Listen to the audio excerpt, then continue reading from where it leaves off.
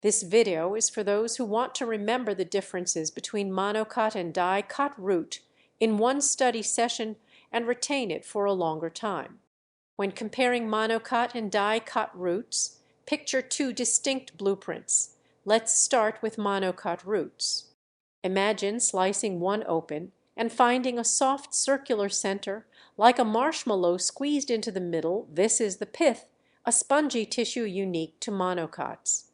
Around this marshmallow core, you'll see dozens of tiny arms radiating outward like the points of a star. These are the xylem bundles, and there are usually 6 or more of them, arranged in a ring.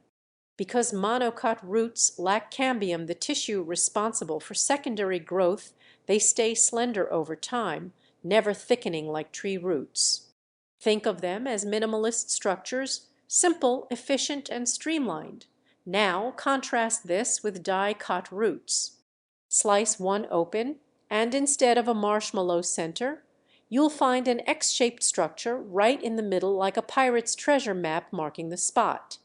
This X is made of 4 xylem arms, fewer and more defined than the monocot's star-like pattern.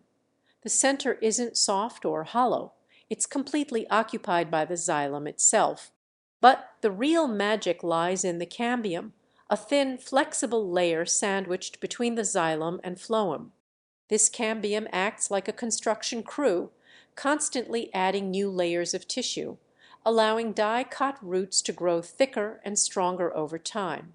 No marshmallow here, just a sturdy, expandable design built for endurance. In conclusion, monocot roots have a soft pith center like a marshmallow. Dicots, their xylem forms a bold X. Monocots pack 6+ xylem arms. Dicots keep it simple with just 4. Monocots stay forever slim.